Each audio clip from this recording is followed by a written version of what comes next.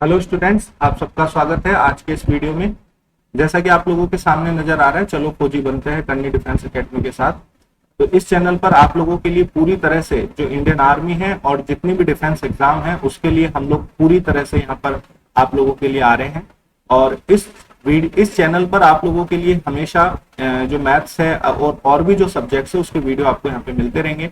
और इस चैनल पर आप लोगों को प्लेलिस्ट में जाकर जब आप देखेंगे तो बहुत सारे फिजिकल एक्सरसाइज के वीडियोस भी हैं जो आप लोग उसको देख सकते हैं, जिससे आप लोगों को फिजिकल की जो प्रिपरेशन है वो और अच्छी मजबूत हो सके। आइए आगे बढ़ते हैं, इस वीडियो में देखते हैं आगे कौन सा टॉपिक डिस्कस करेंगे।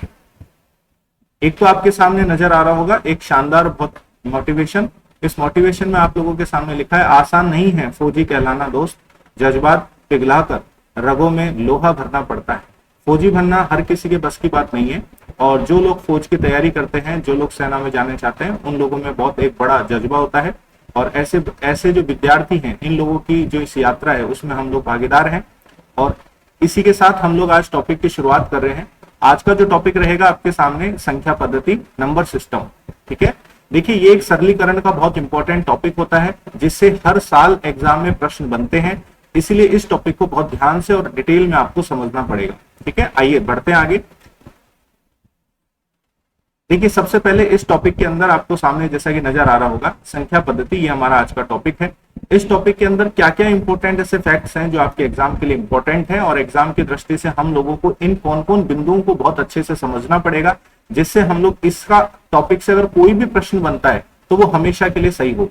ठीक है, तो इसमें हम लोग सबसे पहले देख पा रहे हैं, सबसे पहले आपके सामने लिखा है सम एवं विषम संख्या, इवन एंड ओड नंबर्स।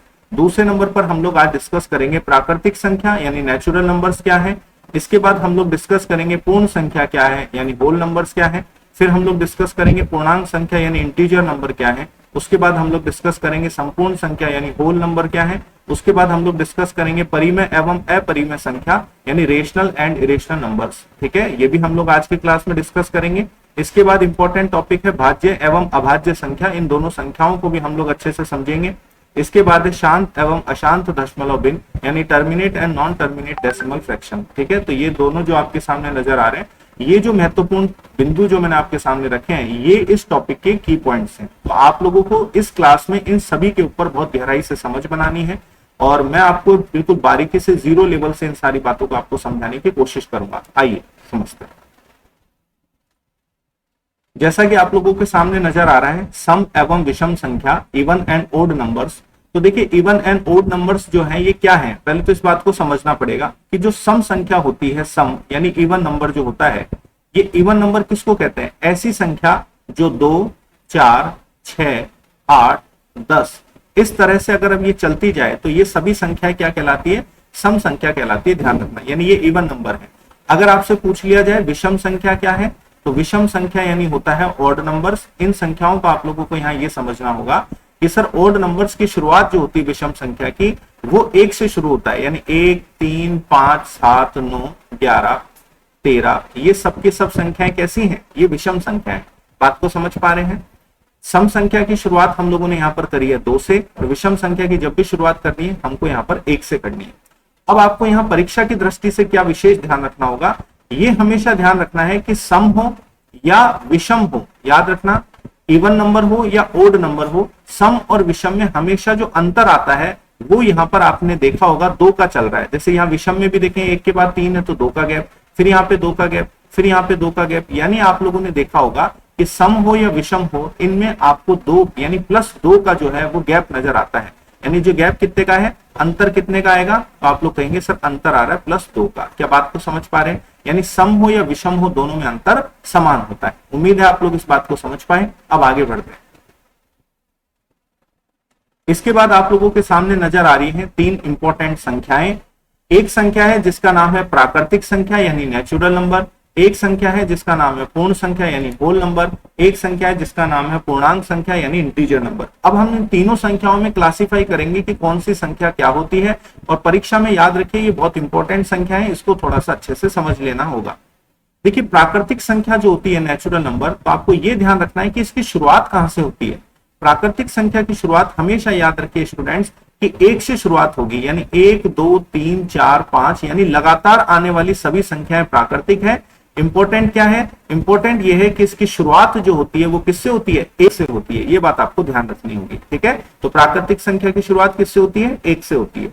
इसके बाद आते हैं पूर्ण संख्या। अब होल नंबर जो होता है इसकी शुरुआत आपको ध्यान रखनी है, इसकी शुरुआत कहां से होती है, जीरो से। तो 0 1 2 3 4 5 और इस तरीके से आगे चलती चलेंगी। आपके लिए इंपॉर्टेंट क्या है, इसमें भी इंपॉर्टेंट ये बात है कि इसकी जो शुरुआत होती है किसकी, होल नंबर की, वो शुरुआत होती है 0 से। ये बात आपको ध्यान रखनी है, ठीक है। तो प्राकृतिक संख्या नेचुरल नंबर की शुरुआत कहां से हो गई, 1 से, और होल नंबर की शुरुआत यानी पूर्ण संख्या की शुरुआत कहां से बताएंगे आप, 0 से, ध्यान रखें। अब उसके बाद आती है एक संख्या जिसका नाम है पूर्णांक संख्या यानी इंटीजर नंबर। अब इंटीजर नंबर क्या है, ये ऐसी संख्या है जो प्लस की भी हो सकती है और माइनस की भी हो सकती है। जब ये संख्या दोनों में हो सकती है तो इसको हम कैसे लिख सकते हैं, जैसे कितनी भी बड़ी संख्या हो सकती है, जैसे -3 हो गया, -2 हो गया, -1 हो गया, फिर 0 भी हो सकता है, 1 भी हो सकता है, 2 भी हो सकता है, 3 भी हो सकता है, और ये कितनी भी आगे जा सकती है।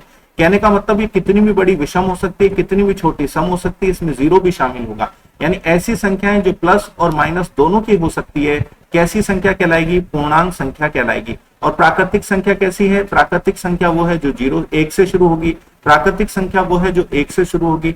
पूर्ण संख्या कौन है, पूर्ण संख्या वो है जो आपके यहाँ 0 से शुरू होगी। और पूर्णांक संख्या क्या है, पूर्णांक संख्या आपने कहा कि सर ऐसी संख्याएं जो प्लस माइनस दोनों की हो सकती है, ऐसी संख्याएं कहलाती है पूर्णांक संख्याएं। क्या बात क्लियर हो गई है, इंपॉर्टेंट है, ध्यान रखना। आगे बढ़ते हैं, देखते हैं क्या है। आपके सामने एक नजर आ रहा है बहुत बेहतरीन एक डायग्राम। इस डायग्राम का मतलब क्या है, आपके मन में सवाल पैदा हुआ कि सर इसका मतलब क्या है, ये हमारे कैसे यूज आएगा। तो देखो ये बहुत अच्छे आपके सवाल क्लियर कर देगा। इस डायग्राम को अगर आप ढंग से समझते हैं तो बहुत सारी चीजें क्लियर होगी। जैसे अगर मैं आपसे पूछूं कि एक संख्या हो गई प्राकृतिक, एक संख्या कौन सी हो गई, प्राकृतिक यानी नेचुरल, एक संख्या हो गई आपके पास पूर्ण संख्या यानी होल नंबर, और एक संख्या हो गई आपके पास पूर्णांक संख्या यानी आपके पास हो गई इंटीजर नंबर। ये 3 तरीके की आपके पास संख्या है। अब अगर मैं आपसे पूछूं इन तीनों को इन वेन डायग्राम में आपको एडजस्ट करना है, इन तीनों को ही आपको इसके अंदर रखना है, तो कैसे रखेंगे, अब ध्यान से सुनना। सबसे पहले जो अंदर सबसे छोटा बना हुआ है इसको लिखेंगे हम प्राकृतिक संख्या। सबसे छोटे में तो आपको क्या लिखना है, प्राकृतिक यानी नेचुरल नंबर। बात समझ में आ गई। अब सबकी सब प्राकृतिक संख्या है। अब मैंने आपको पढ़ाया था कि प्राकृतिक संख्या वो है जो 1 से शुरू होती है, यानी 1 2 3 4 5 ये प्राकृतिक संख्या है। हमने पढ़ा था ना 1 2 3 4 5 ये सब संख्या कैसी है, प्राकृतिक है। हमने पढ़ा कि पूर्ण संख्या क्या है, तो आपने बोला सर पूर्ण संख्या में 0 से शुरू होगा, 1 2 3 4 5 6 ये भी क्या है, पूर्ण संख्या है। तो देखो आपने यहाँ गौर किया कि यहाँ 1 से शुरुआत हो रही है, और आपने यहाँ देखा कि सर यहाँ पे भी तो 1 से शुरुआत हो रही है, लेकिन यहाँ एक्स्ट्रा कौन आ गया, 0 आ गया। इसका मतलब ये हुआ कि सभी की सभी प्राकृतिक संख्याएं हैं, ये सब किसके अंडर में आ जाएंगी, तो ये सब की सब आ जाएंगी पूर्ण संख्या में, क्योंकि पूर्ण संख्या में एक अंक ज्यादा है। कौन सा अंक ज्यादा है, 0, यानी ये ज्यादा हो गई। तो इसका मतलब पूर्ण संख्या को आप लोग इस बड़े वाले गोले में रखेंगे। पूर्ण संख्या मतलब होल नंबर। तो अब आप लोगों को यहाँ पे ये पता चल गया सर प्राकृतिक संख्या सबसे अंदर लिखेंगे, फिर उसके बाहर किसको लिखेंगे, तो फिर आप लोग पूर्ण संख्या को लिखेंगे यानी होल नंबर। और इसके बाद आपने देखा सर पूर्णांक संख्या तो नेगेटिव भी होती है और पॉजिटिव भी होती है, यानी प्लस की भी होती है और माइनस की भी होती है। इसका मतलब ये तो सबसे बड़ी हो गई, क्योंकि अभी तक हमने देखा ये तो प्लस की संख्या थी, और पूर्णांक संख्या में तो ये तो होती है, इसके अलावा माइनस की भी हो सकती है। तो सबसे बाहर वाले गोले में हम किसको रखेंगे, पूर्णांक संख्या को। बात समझ पा रहे हैं, पूर्णांक संख्या। अब देखिए पूर्णांक संख्या हो गई इंटीजर नंबर, है ना, यहाँ पे ध्यान रखना है। अब देखिए पूर्णांक संख्या आ गई इंटीजर नंबर जो सबसे बाहर के गोले में। अब मैं आपसे 2-3 बातें पूछता हूं, आप इस गोले को देखकर, इस डायग्राम को देखकर समझाना। पहली बात मैं आपसे पूछना चाह रहा हूं कि सभी प्राकृतिक संख्या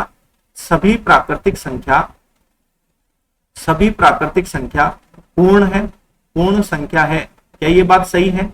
सभी प्राकृतिक संख्या पूर्ण संख्या है, मतलब all natural numbers are whole number, ये बात ठीक है क्या? तो आप लोग बोलेंगे हाँ सर। क्यों? क्योंकि ये पूरा का पूरा ये एरिया है वो इस ग्रीन वाले एरिया में आ रहा है या नहीं आ रहा है, ये बताओ। आप लोग बोलेंगे सर हाँ आ रहा है। इसका मतलब सबकी सब प्राकृतिक संख्याएं ये जो है ये किसके अंदर में आ गई, पूर्ण संख्या में आ गई। तो क्या ये बात आपकी ठीक हो गई या नहीं हो गई? हो गई।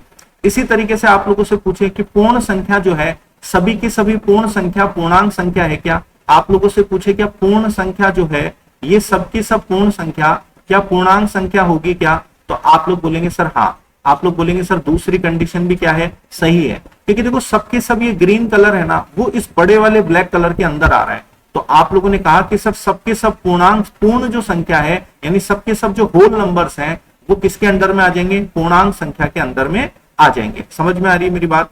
अगर मैं आपसे ये पूछ लूं, चलो ये बताओ कि सबके सब प्राकृतिक संख्या जो है यानी सबके सब जो नेचुरल नंबर हैं क्या ये पूरे के पूरे पूर्णांक के अंडर में आएंगे या नहीं आएंगे, तो आप लोग बोलेंगे सर हाँ ये भी सही है। बताओ क्यों, क्योंकि ये छोटा वाला हिस्सा ये इसके अंडर में है और ये वाला हिस्सा जो है ये बना हुआ ये इस बड़े वाले के अंडर में है। बोलो है या नहीं है, तो इसका मतलब ये हुआ कि सबसे छोटा वाला भी तो सबसे बड़े के अंडर में आएगा। बोलो आएगा नहीं आएगा, तो आप लोग बोलेंगे हाँ। इसका मतलब ये हुआ कि सर सबके सब प्राकृतिक संख्या कौन सी संख्या कहलाएगी, पूर्ण संख्या भी होगी और पूर्णांक संख्या भी होगी। इसके अलावा पूर्ण संख्या क्या हो सकती है, तो सबकी सब पूर्ण संख्याएं पूर्णांक संख्या होगी। उम्मीद है आप लोग इस बात को समझ पा रहे हैं। इस चीज को लेकर आपके एग्जाम में प्रश्न बना था और वापस इस तरीके का प्रश्न संख्या का पूछा जा सकता है, इसलिए आप इस वेन डायग्राम को अच्छे से समझना। ठीक है, आगे बढ़ते हैं। देखिए एक संख्या है जो आपके सामने नजर आ रही है, संपूर्ण संख्या। देखिए ये बहुत गिने चुने एग्जाम में ही पूछी जाती है और बहुत सारे बच्चों को इसके बारे में नॉलेज नहीं है। तो आप लोगों को इस चीज को समझना है क्योंकि ये पेपर में जब आती है तो बहुत बच्चों को नहीं पता होता, और ऐसी चीजें जो बहुत बच्चों को नहीं पता है और आपको पता है तो इसका मतलब ये आपके सिलेक्शन में बहुत बड़ा रोल अदा करेगी। ठीक है, तो इसको थोड़ा सा ध्यान से समझिए। अब संपूर्ण संख्या का मतलब होता है होल नंबर, तो इसका मतलब क्या है, तो पहले मैं आपको इसकी जानकारी देता हूं फिर हम इसको समझते हैं। जैसे मैंने ये कहा कि कोई संख्या मैंने ले ली 6। अब इस 6 के अंदर मैंने ये देखा कि किस किस का भाग लग पा रहा है। हमको ये देखना है कि इस 6 में किस किस संख्या का भाग लग सकता है। तो आप लोगों ने कहा सर एक तो 1 का लग सकता है, और किसका पूरा पूरा भाग जा सकता है, आपने कहा सर 2 का जा सकता है, और किसका पूरा पूरा भाग जा सकता है, तो 6 में 3 का पूरा भाग जा सकता है। बात समझ में आ रही है। खुद का खुद में भाग यहाँ पर हम लोग काउंट नहीं करेंगे। ठीक है, तो हमने देखा कि सर 6 में किस किस का भाग जा रहा है, 1 का भी जा रहा है, हमने देखा 2 का भी जा रहा है, और हमने देखा 3 का भी जा रहा है। इसका मतलब ये 3 संख्या ऐसी थी जो तीनों की तीनों संख्याएं इस 6 को भाग लगाने में सक्षम है। बोलो है या नहीं है, तो आप लोग बोलेंगे सर हाँ। तो अब क्या ये 6 जो है संपूर्ण संख्या है या नहीं है, तो आप लोग कैसे बताएंगे। आप लोग बोलेंगे कि यदि सर इन तीनों संख्याओं का जो भाग गया और अगर मैं हम इन तीनों संख्याओं का टोटल करें तो इनका जो टोटल आएगा वो भी कितना आ जाएगा 6, और ये संख्या भी कितनी है 6। अगर ये दोनों के दोनों बराबर हो जाए, अगर ये दोनों के दोनों बराबर हो जाए तो आप लोग कहेंगे कि सर ये जो 6 है ये किस संख्या का उदाहरण है, संपूर्ण संख्या का उदाहरण है। मैं फिर से समझाना चाह रहा हूं, अगर किसी संख्या में भाग लगने वाली वो सभी संख्याएं हैं जैसे 1 है, 2 है, 3 है, ये तीनों के तीनों 6 में भाग लगा सकती हैं। इसका मतलब ये हुआ कि 1, 2 और 3 का टोटल जो है वो अगर उस संख्या के बराबर हो जाए जिसमें आप लोग भाग लगा रहे हैं, तो इसका मतलब ये जो 6 है ये क्या कहलाएगी, संपूर्ण संख्या कहलाएगी। ये याद रखना है ये तरीका। जैसे एक एग्जाम्पल हम लोग ले रहे हैं, एग्जाम्पल के तौर पे मैंने ले लिया मान लीजिए कि 15। अब मैंने देखा 15 में किस किस का भाग लग रहा है, तो 15 में 1 का पूरा भाग जा सकता है। इस 15 के अंदर हम लोग बात करें क्या 3 का पूरा भाग जा सकता है, तो आप लोग बोलेंगे हाँ। क्या 5 का भी पूरा भाग जा सकता है, तो आप लोग बोलेंगे हाँ। तो 15 को तो आपको लेना ही नहीं है। लेकिन अगर मैं आपसे पूछूं क्या इन तीनों का टोटल देखें तो कितना आ जाएगा, तो इनका टोटल तो 9 आ रहा है, लेकिन ये आपकी जो संख्या वो कितनी थी 15। क्या ये दोनों एक दूसरे के बराबर है क्या, नहीं। इसका मतलब ये 15 भी संपूर्ण संख्या नहीं है, ध्यान रखना। अब मैं आपसे कहूं क्या ऐसे अगर और भी कोई संख्या होगी क्या, तो आप लोग बोलेंगे हाँ। जैसे 28 है, अब 28 में 28 में किस किस का भाग लग सकता है, जैसे 1 का लग सकता है, और किसका लग सकता है 2 का लग सकता है, और पूरा पूरा भाग किसका लग सकता है 3 का लग सकता है। बोलो लग सकता है नहीं लग सकता, आप लोग बोलेंगे हाँ। 3 का लग सकता है नहीं लग सकता, ठीक है, तो 3 को काट देंगे। अच्छा ये बताओ 4 का लग सकता है, आप लोग बोलेंगे हाँ। अगर मैं पूछूं 7 का लग सकता है, आप लोग बोलेंगे हाँ। मैं आपसे पूछूं अगर 14 का लग सकता है क्या, आप लोग बोलेंगे हाँ। इसके अलावा किसी संख्या का पूरा भाग जा सकता है क्या, नहीं। खुद का तो आपको लेना ही नहीं है। अब मैं क्या करूंगा, इन सबका जिन जिन का भाग जा सकता है इन सबका क्या करूंगा, टोटल करूंगा। अब 14 और 7 21, 21 में फिर आप लोगों ने ऐड कर लिया 4 को तो 25, 25 के बाद आपने 2 ऐड करे तो कितने हो गए 27, और 1 ऐड करेंगे तो 28, यानी इन सबका टोटल कितना आ गया 28। यानी हम कह सकते हैं कि इन दोनों का टोटल अगर बराबर है तो ये जो 28 है वो स्टूडेंट्स क्या कहलाएगी, संपूर्ण संख्या कहलाएगी। याद रखना, बहुत इंपॉर्टेंट बात है। तो आप लोगों को क्या करना है कि कुछ गिनी चुनी संपूर्ण संख्या याद भी रख लेनी है। जैसे 6 क्या है, संपूर्ण संख्या है। इसके अलावा और कौन है संपूर्ण संख्या, तो आपने कहा सर 28 भी संपूर्ण संख्या है। इसके अलावा आपको याद रखना है परीक्षा की दृष्टि से 496 ये भी क्या है, संपूर्ण संख्या है। अगर आपसे पूछे 8128 ये क्या है, तो आप लोग बोलेंगे ये भी एक संपूर्ण संख्या है। तो ये चारों की चारों संख्याएं आपको याद रखनी है। जब भी ऑप्शन मिले तो इन संख्याओं को आप हमेशा कैसी संख्या मानेंगे? संपूर्ण संख्या। आगे बढ़ जाए। देखिए अब आपके सामने दो स्पेशल संख्याएं हैं जो एग्जाम में सबसे ज्यादा बार पूछी जाती हैं। एक संख्या है परिमेय संख्या और एक संख्या है अपरिमेय संख्या। बहुत ध्यान से समझना है, हर वीडियो में कंप्लीट आपको मैं मैथमेटिक्स करा रहा हूं। जितनी भी डिफेंस के एग्जाम हैं उनमें ये सबके लिए वेरी वेरी इंपॉर्टेंट है। अग्निवीर वाले बच्चे जो तैयारी कर रहे हैं उन लोगों के लिए रामबाण औषधि है। बिल्कुल दम लगाकर इन चीजों को समझिए। नोट्स बनाना चाहते हैं नोट्स बना लीजिए, कंप्लीट टॉपिक्स आपको मिलेंगे विद डिटेल। और इसके अलावा मैं जल्दी ही जब ये पूरा खत्म हो जाएगा उसके बाद फिर मैं आप लोगों के लिए मॉडल पेपर्स भी कराऊंगा इसी चैनल पर। और डिस्क्रिप्शन के अंदर टेलीग्राम का लिंक है, वहां पर आप उसको जाकर ज्वाइन कर लेंगे। और टेलीग्राम का जो लिंक है वहां पर जब आप ज्वाइन करेंगे तो वहां पर मैं क्या है कि ये जो दे रहा हूं आपको पढ़ा रहा हूं इसका पीडीएफ भी वहां पर आपको मिल जाएगा, तो वहां से आप लोग पीडीएफ भी ले सकते हैं। ठीक है। और हर तरीके की पल पल की जो आपको डिफेंस की अपडेट्स हैं वो भी आपको उसी टेलीग्राम चैनल पर हमारे यहाँ मिल जाएगी। ठीक है, तो आप लोग डिस्क्रिप्शन से जाके ज्वाइन कर लें। आइए हम लोग बात कर रहे हैं परिमेय और अपरिमेय संख्या। अब देखिए परिमेय संख्या क्या है? परिमेय संख्या का मतलब होता है रेशनल और अपरिमेय संख्या का होता है इरेशनल नंबर। अब ध्यान से समझते हैं परिमेय और अपरिमेय क्या है। देखो हम लोग बचपन से पढ़ते आ रहे हैं, हमको स्कूल में भी पढ़ाया गया था कि यदि किसी संख्या को p बटा q के अंदर लिख सकते हैं तो ये संख्या कहलाएगी परिमेय, और अगर आपको p बटा q में किसी संख्या को नहीं लिख सकते हैं तो ये संख्या कहलाएगी अपरिमेय। क्या बात को पहली बार समझ पाए? हम लोग खूब पढ़कर आ रहे थे परिमेय संख्या वो है जिसको p बटा q के रूप में लिख सकते हैं तो परिमेय संख्या कहलाती है। यदि किसी संख्या को p बटा q में नहीं लिख सकते हैं तो अपरिमेय संख्या कहलाती है। आइए इस पर हम लोग थोड़ा गौर करेंगे। देखिए परिमेय संख्या कौन कौन है, तो मैं आपको परिमेय संख्या याद करने के लिए समझा रहा हूं। देखो पहली बात तो ये याद रखो, परिमेय संख्या हर एक संख्या परिमेय रहेगी जो स्वतंत्र है। जैसे मान लो 5, 4, 3, 2, 8, 32, 16 ऐसी कोई भी संख्या नजर आ रही है तो ये क्या कहलाएगी? परिमेय संख्या कहलाएगी। आपको ये ध्यान रखना है। ठीक है। इसके अलावा दूसरी कंडीशन आपको ध्यान रखना है कौन कौन परिमेय है। जैसे 1/5 होता, 1/4 होता, या फिर कोई और होता जैसे मान लो 1/3 होता, और या फिर आपके सामने होता जैसे 1/2 होता। ऐसी सब संख्या क्या है? परिमेय संख्या है, ध्यान रखना है। ठीक है। इसके बाद एक तीसरी स्टेज पर आपको चलना है। जैसे मान लीजिए मैंने लिखा 2 की पावर 0, तो आप बोलेंगे सर ये भी एक परिमेय संख्या है। बात को समझ पा रहे हैं? 2 की पावर अगर 2 लिख दे तो ये भी क्या कहलाएगी? एक परिमेय संख्या कहलाएगी। आप बात को समझ पा रहे हैं? इस तरीके की कोई भी पावर लगकर आ रही है तो भी ये परिमेय संख्या ही है। जैसे एक एग्जाम्पल के तौर पर यहाँ पर एक और मैं बात समझाता हूँ, और किसको परिमेय कहेंगे? ऐसी संख्या है जिसके आप अंडर रूट निकालना जानते हैं। जैसे जनरली रूट 1 का मान आपको पता होता है कि 1 ही होता है। अब रूट 4 का मान आपको पता है कि 2 ही होता है। इस तरीके से रूट 9 का मान आपको पता है 3 होता है। इसी तरीके से रूट 16 का मान आपको पता है 4 होता है। यानी ऐसे वर्गमूल, ऐसी सीधी सीधी संख्याएं जिसके वर्गमूल आपको पता है तो ये संख्याएं भी क्या कहलाएंगी? परिमेय संख्या कहलाएंगी। क्या बात को समझ पा रहे हैं? पांचवी और वेरी वेरी इंपॉर्टेंट बात है जिसको आपको बहुत ध्यान से समझना है। पांचवी संख्या में लिखा जाता है 22/7। तो याद रखना है कि 22/7 कैसी संख्या है? तो आप लोग बोलेंगे परिमेय संख्या है, ध्यान रखना जवानों। इसके बाद एक छठी संख्या के बारे में हम जिक्र कर रहे हैं, कौन सी संख्या परिमेय होगी? तो आप लोग बोलेंगे कि सर जैसे 0.4 है और किसी संख्या पे अगर बार लगा दिया तो ऐसी संख्याएं भी परिमेय संख्या कहलाएगी।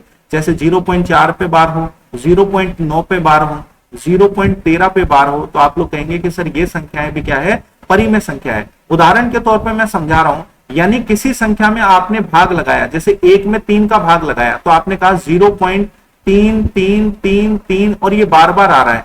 अगर किसी संख्या की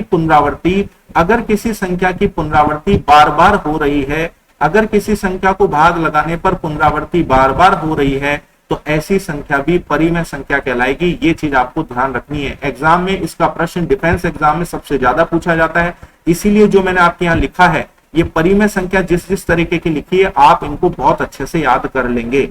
ठीक है। अब हम डिस्कस कर रहे हैं अपरिमेय। जब परिमेय को समझ लिए तो फिर अपरिमेय भी समझेंगे। देखिए अपरिमेय में बहुत ज्यादा ध्यान नहीं रखना है। अपरिमेय में तो गिनी चुनी बातें आपको ध्यान रखनी है। पहला और सबसे इंपॉर्टेंट क्या है कि पाई एक अपरिमेय संख्या है। पाई जानते हो ना आप लोग? पाई एक अपरिमेय संख्या है। अब कुछ बच्चों के मन में सवाल होता है कि सर 22/7 अगर आप देखते हैं तो पाई का मान ही क्या होता है? 22/7 होता है, हमने पढ़ा है। तो पाई का मान 22/7 है, लेकिन याद रखना ये कैसी संख्या है पाई? तो पाई तो अपरिमेय है, लेकिन 22/7 अपरिमेय नहीं है, क्योंकि 22/7 तो देखो हमने कहां पर रखा है, 22/7 को आपने परिमेय में रखा है, याद रखनी ये बात। तो पाई हो गई अपरिमेय और 22/7 हो गई परिमेय। दूसरी चीज आपको यहां ये ध्यान रखनी है, ऐसी संख्याएं जिसके वर्गमूल आपको नहीं पता है, जैसे √2 हुआ, √3 हुआ, √5 हुआ, √6 हुआ, √7 हुआ, ऐसे वर्गमूल जिसके मान आपको निकालने सीधे तौर पे नहीं आ रहे हैं, तो ऐसी संख्याएं अपरिमेय संख्या कहलाती है। ये बात आपको ध्यान रखना होगा। अब देखिए इसके अलावा तीसरी बात पर अगर हम आए, क्या अपरिमेय संख्या और क्या हो सकती है, तो याद रखना जैसे इनफाइनाइट होता है, अनंत होता है, ये भी अपरिमेय संख्या का हिस्सा है। अगर आपने कभी लॉग देखे होंगे तो लॉग में ई का यूज होता है बेस में, तो ये ई जो है ये भी क्या है, अपरिमेय संख्या है। ये बात आपको ध्यान रखनी है। और वेरी वेरी इंपॉर्टेंट बात एक जो है मैं सबसे लास्ट में लिख रहा हूं कि जीरो जो है, क्या लिखा है मैंने, जीरो, तो याद रखना जीरो जो है ये जीरो किसका उदाहरण है, जीरो एक परिमेय संख्या का उदाहरण है, याद रखना है। बात समझ पा रहे हैं, जीरो कैसी संख्या है, परिमेय संख्या है। उम्मीद है आप लोग परिमेय और अपरिमेय में परीक्षा में अगर प्रश्न बनता है तो आप उसको आसानी से समझ पाएंगे और एकदम सही जवाब वहां पर दे पाएंगे। आइए आगे बढ़ते हैं। इसके बाद एक आपके सामने नजर आ रहा है, फिर से दो बहुत महत्वपूर्ण संख्याएं नजर आ रही हैं। एक संख्या है जिसको आप लोग बोलते हैं भाज्य और एक संख्या है जिसको आप लोग बोलते हैं अभाज्य, यानी composite number and prime number. अब बहुत ध्यान से समझना है कि कंपोजिट और प्राइम कौन कौन है। देखिए सबसे महत्वपूर्ण बात क्या है, परीक्षा में आपको पूछा जाए कि भाज्य और अभाज्य क्या है, तो सबसे ज्यादा सेना में प्रश्न में एक बार पूछा भी गया है कि भाज्य और अभाज्य को कैसे पहचानते। तो भाज्य याद रखना जिस संख्या के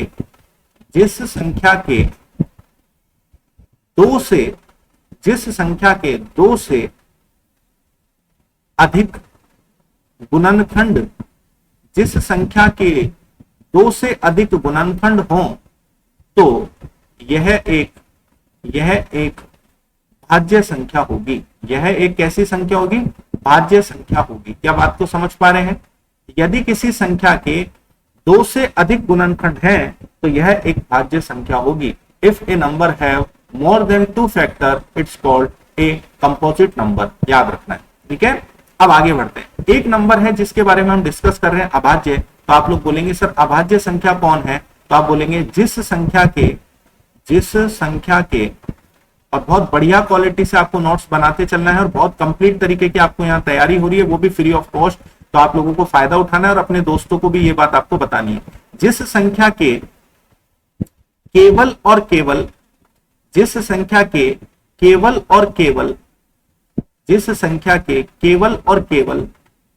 दो गुणनखंड होते हैं, जिस संख्या के केवल और केवल दो गुणनखंड होते हैं, ऐसी संख्या होते हैं, ऐसी संख्या क्या कहलाती हैं, ऐसी संख्या क्या कहलाती हैं, अभाज्य संख्या कहलाती हैं।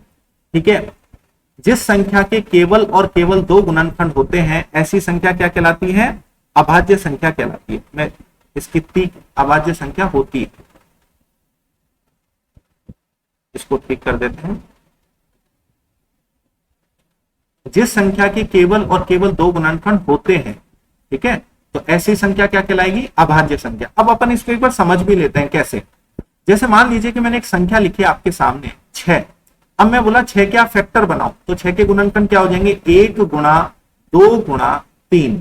तो आपने देखा कि सर यहाँ पर 6 के 3 गुणनखंड बन गए, 1 2 और 3। तो इसका मतलब मैंने क्या कहा था, 2 से ज्यादा है गुणनखंड तो वे कैसी संख्या होगी, भाज्य संख्या होगी। जैसे 3 × 2 × 1 करेंगे तो 6 वापस आ जाएगा। इसका मतलब 6 के 3 गुणनखंड हो पाए, 3 फैक्टर हो पाए, यानी ये 2 से ज्यादा है। इसका मतलब 6 कैसी संख्या है, इसका मतलब ये जो 6 है ये एक भाज्य संख्या का उदाहरण है। समझ में आ रही है आपको मेरी बात? जैसे एक उदाहरण के तौर पर हम लोग यहाँ लिखते हैं 5। अब 5 के आप अगर फैक्टर करेंगे तो क्या बन जाएगा, 1 × 5। अब कितने फैक्टर बन पाए, 1 और 1 2 ही बन पाए। और हमने लिखा जिस संख्या के केवल और केवल 2 गुणनखंड होते हैं ऐसी संख्या क्या कहलाएगी, भाज्य। इसका मतलब ये जो 5 है ये कैसी संख्या है, अभाज्य संख्या है, क्योंकि यहाँ पर केवल और केवल कितने गुणनखंड है, 2। अगर 2 से ज्यादा है तो भाज्य, अगर 2 से ज्यादा है तो भाज्य, और केवल 2 है तो कैसी संख्या है, अभाज्य। उम्मीद है आप मेरी बात को समझ पा रहे हैं। जैसे आप लोगों से पूछे कि पहली यानी फर्स्ट भाज्य कौन है, ये याद रखना है। फर्स्ट भाज्य संख्या कौन है, तो आप लोग बोलेंगे 4। फर्स्ट भाज्य संख्या क्या बोलेंगे, 4। और यहाँ पे इंपॉर्टेंट बात याद रखना है, यहाँ पे भी इंपॉर्टेंट बात है कि फर्स्ट अभाज्य संख्या कौन है। आप लोगों से पूछ ही लेंगे कि फर्स्ट अभाज्य कौन है, तो आप लोग बोलेंगे 2। याद रखना है फर्स्ट भाज्य संख्या कौन है, 4 है, और फर्स्ट अभाज्य संख्या कौन है, 2 है। और ये भी चीज आपको ध्यान रखना है, ये 2 जो है यह एकमात्र ओनली, यह एकमात्र सम अभाज्य भी है, यह एकमात्र सम अभाज्य संख्या भी है। क्या बात को समझ पा रहे हैं? यह एकमात्र सम अभाज्य संख्या भी है। अब आपको यह ध्यान रखना है, जितनी भी अभाज्य संख्या आएंगी वो सब विषम संख्या आती है, ऑड नंबर्स आते हैं, केवल और केवल 2 को छोड़कर। तो 2 कैसी संख्या है, अभाज्य भी है, और पहली अभाज्य भी कौन है, 2 ही है। याद रखना जो 1 होता है, याद रखना 1 ये ना तो भाज्य है और ना अभाज्य है। ये जो 1 है वो ना तो क्या है, भाज्य है, और ना ही ये क्या है, अभाज्य है। ये दोनों ही नहीं है, ये ध्यान रखना है। बात समझ पा रहे हैं? उम्मीद है आप लोग भाज्य और अभाज्य के प्रश्न परीक्षा में कर पाएंगे। आगे बढ़ते हैं। इसके बाद एक बहुत इंपॉर्टेंट 2 समझ में आ रही होंगी संख्याएं, जिसमें एक संख्या है शांत और अशांत दशमलव भिन्न, terminate and non terminate decimal fraction. अब हम लोगों को यह समझना होगा कि टर्मिनेट और नॉन टर्मिनेट डेसिमल फ्रैक्शन क्या है। तो सबसे पहले हम लोग देखते हैं टर्मिनेट डेसिमल फ्रैक्शन यानी शांत दशमलव भिन्न।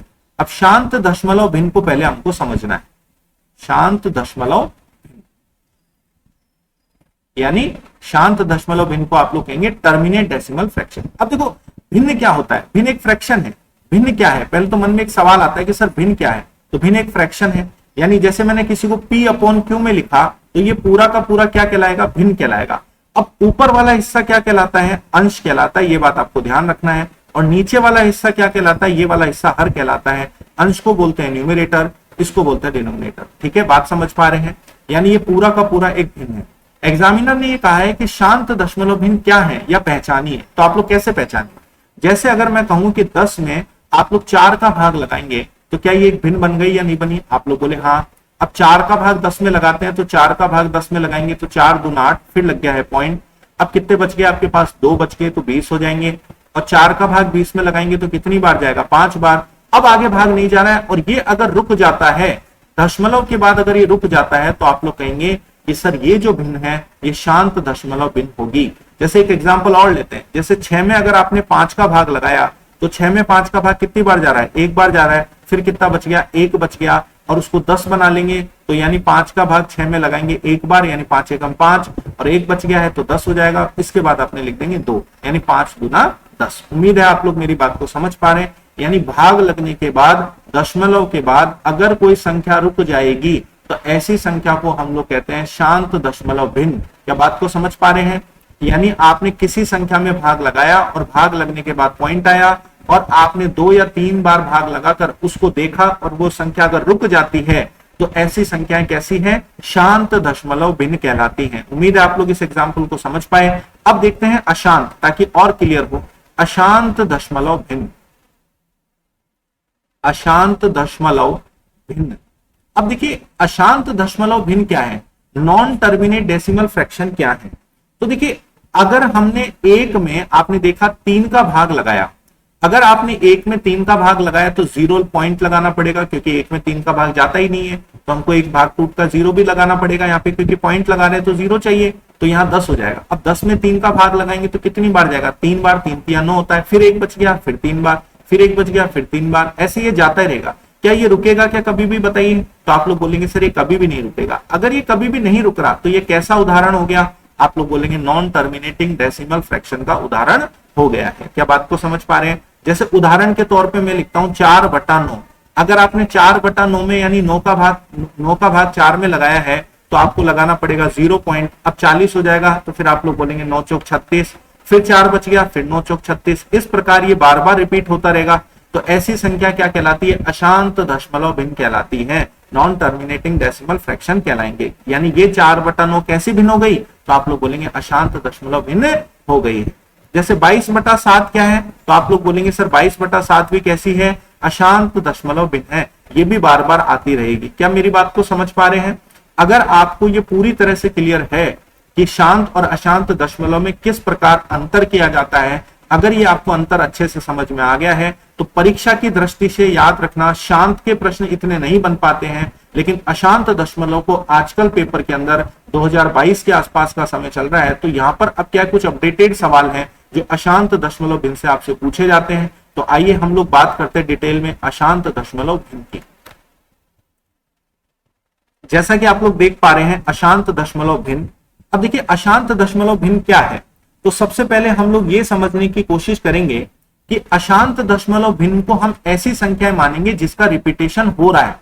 उदाहरण के तौर पे 0 पॉइंट आपने देखा 3 3 3 3, और अगर ये बार बार आ रहा है तो इस प्रकार की संख्याओं को हम लोग कैसा लिख सकते हैं 0 पॉइंट, और जो संख्या बार बार आ रही है उसके ऊपर एक लाइन खींचना है ऐसे। तो ये जो लाइन खींची गई है ना, इसका मतलब ही ये है कि ये पूरी की पूरी संख्या कैसी है, ये पूरी की पूरी संख्या कहलाती है अशांत दशमलव संख्या। क्या बात को समझ पा रहे हैं? जैसे उदाहरण के तौर पे समझिए 0.4444 इस तरीके से संख्या चल रही है लगातार, तो आप लोग इसको कैसा लिख देंगे 0.4 के ऊपर बार। जैसे उदाहरण के तौर पे समझिए 0.12 12 12 12 और डैश डैश डैश, तो इस संख्या को आप क्या लिखेंगे 0.12 के ऊपर पूरा पूरा बार। जैसे उदाहरण के तौर पे समझिए 0.123 123 123 डैश डैश डैश, तो आप इस स्थिति को क्या बोलेंगे सर 0.123 के ऊपर बार। क्योंकि जो संख्या रिपीट हो रही है ना, हम लोग उस पे बार लगा रहे हैं, इनको ऐसा लिख सकते हैं, कोई दिक्कत तो नहीं है। अब एग्जामिनर क्या करता है, जैसे मैं एक एग्जांपल और समझाता हूं। 0 पॉइंट जैसे मैंने लिखा 2 3 5 5 5 और 5। अब यहां अगर आप देखेंगे कि सर 0.23 ये तो रिपीट हो ही नहीं रहा, तो जब ये रिपीट ही नहीं हो रहा तो आपको इस पे बार भी नहीं लगानी है। लेकिन आपने देखा यहाँ पे 5 रिपीट हो रहा है, तो जो संख्या बार बार पुनरावृत्ति हो रही है हम उस पे बार लगाएंगे। तो यहां पर हम केवल 5 पे बार लगाएंगे, पूरे पे बार नहीं लगाएंगे, ये बात आपको ध्यान रखनी है, ठीक है। तो आप लोगों को यहां ये समझना है कि इसका मतलब क्या है, कैसे प्रश्न बनते हैं। परीक्षा में प्रश्न बनता है कि 0.5 पे बार लिखा हुआ है, 0.5 पे बार लिखा हुआ है, तो आप लोगों को बताना है कि इसको किस प्रकार लिखा जा सकता है। तो आप लोग याद रखना, अगर एक अंक के ऊपर बार हटानी है, अगर एक अंक के ऊपर बार हटानी है तो एक बार 9 लिखेंगे, 2 अंकों से बार हटानी है तो 2 बार 9 लिखेंगे, 3 अंकों से बार हटानी है तो 3 बार 9 लिखते हैं। अब जैसे यहाँ एक बार हटेगी तो हम लोग यहाँ पर एक बार 9 लिखेंगे। ये इस संख्या को ऐसा लिखा जा सकता है, ऐसा प्रश्न आएगा और ये आपको उत्तर ऑप्शन में टिक करना होगा। जैसे उदाहरण के तौर पे 0.123 इसके ऊपर बार लगी हुई है, एग्जामिनर कह रहा है इसको कैसा लिख सकते हैं, तो आप लोग बोलेंगे सर 123 बटा, अब 3 अंकों से बार हटेगी तो प्यारे जवानों 3 बार 9 आपको लिखना होगा, ये मैं आपको समझा रहा हूं। अब अगर कोई संख्या कटे तो बच्चों के मन में सवाल होता है सर अगर कोई संख्या अभी भी कट रही तो काट सकते हैं क्या? हाँ बिल्कुल काट सकते हैं। आप लोग देखेंगे कि सर दोनों में 3 का भाग जा रहा है, तो 3 का भाग ऊपर तो चला गया 4 बार और फिर चला गया 1 बार, यानी 41 बार, और यहां चला गया 333 बार। तो आप लोग कहेंगे कि जो हमारे जो पेपर में ऑप्शन आएगा वो 41 बटा 333 आएगा, हम इसे टिक करेंगे। उम्मीद है आप मेरी बात को समझ पा रहे हैं। अब इसके अलावा और क्या प्रश्न बन सकता है, इसके अलावा एक ये प्रश्न बन सकता है कि जैसे 5 + 5 या पॉइंट मानते हैं इसको, एक बार मैं इसको थोड़ा मिटा देता हूं।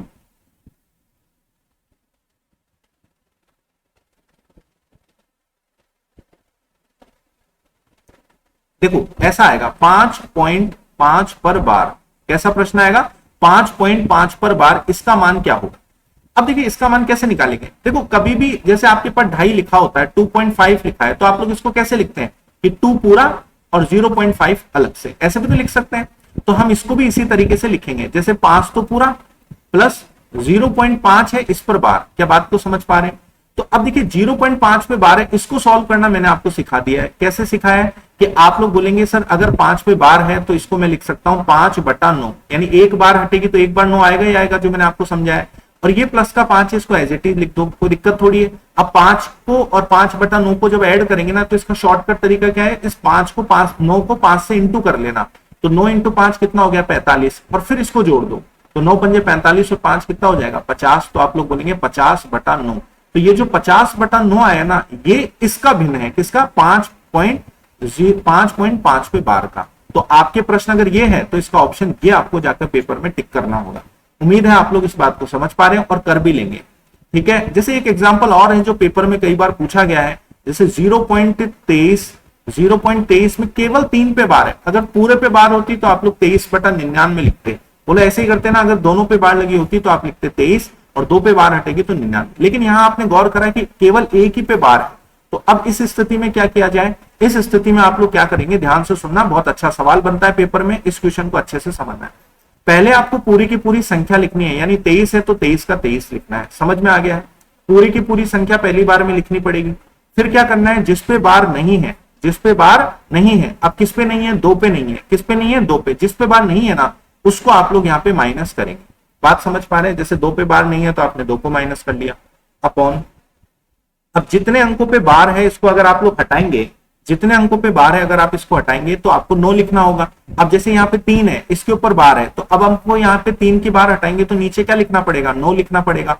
और यहाँ पर जो 2 है, इस 2 के ऊपर आपके पास बार नहीं है, तो याद रखना जितनी संख्याएं जिसके अंक है उस पे अगर बार नहीं है तो इस स्थिति में आपको यहाँ पे 0 लगाना होता है, ये बात आपको ध्यान रखनी है। यानी जिस पर बार लगी हुई है, बार हटेगी तो नीचे आएगा आपके यहाँ क्या, 9। और इसके अलावा ये बात ध्यान रखना, अगर पहले ऐसी कितनी संख्याएं जिस पे बार नहीं है उनकी जगह पर आपको लगाना है 0। जैसे यहाँ 1 अंक है जिस पे बार नहीं थी तो आप लोगों ने क्या लगा दिया, 0 लगा दिया। ठीक है, समझ में आ रहा है? क्या लिखना है, पूरे का पूरा संख्या लिखनी है, जिस पे बार नहीं है उसको घटाना है, जिस पे बार है उसकी जगह 9 आ जाएगा, और जिस पे बार नहीं है उसकी जगह हम 0 लिख देंगे। क्लियर हो गया है सबको? अब 23 में से 2 कम कर देंगे तो बन जाएगा 21, और 90 का है यहाँ पे 90। क्या बात समझ पा रहे हैं? अगर चाहे तो इसको काट भी सकते हैं, 3 के पाड़े में 7 बार कट जाएगा और 3 के पाड़े में 30 बार कट जाएगा, तो हम कहेंगे सर इसका जो आंसर पेपर में टिक करना पड़ेगा वो फ्रैक्शन टिक करनी पड़ेगी 7/30। उम्मीद है आप लोग शांत और अशांत दशमलव को समझकर और अशांत दशमलव को कैसे पेपर में पूछा जाता है ये आपने ढंग से देख लिया है। अगर आपको कोई कंफ्यूजन रहता है तो आप लोग इस वीडियो को एक बार फिर से देखिए और बहुत अच्छे से नोट्स बनाइए। आने वाले समय में मैं इन सभी टॉपिकों के बहुत बढ़िया लेवल पर जो क्वेश्चंस हैं, एक्सपेक्टेड जो पेपर में आने वाले क्वेश्चंस होंगे, उन सब के वीडियोस भी लेकर आऊंगा। अभी रेगुलर तौर पर आप लोगों के जितने भी अंक गणित के और एडवांस मैथ्स के टॉपिक हैं जो आपके डिफेंस एग्जाम में आ रहे हैं, पहले मैं इन सब टॉपिकों के आपको बेसिक कंसेप्ट पूरे सिखाऊंगा ताकि हर बच्चा, प्रत्येक बच्चा इन क्लासों को पढ़कर और अपना सिलेक्शन सुनिश्चित कर पाए। ठीक है, आगे बढ़ते हैं। देखिए इस वीडियो में हम लोगों को यहाँ पर इतना समझ में आया, जितने मैंने आपको टॉपिक लिखे थे वो सारे क्लियर हो गए होंगे। ठीक है, तो जो बच्चे इस चैनल पर नए हैं चैनल को सब्सक्राइब कर लें, लाइक शेयर करना ना भूलें, और आप लोग मुझे जरूर कमेंट करके बताएं कि ये आज की क्लास आपको कैसी लगी। ठीक है, थैंक यू सो मच।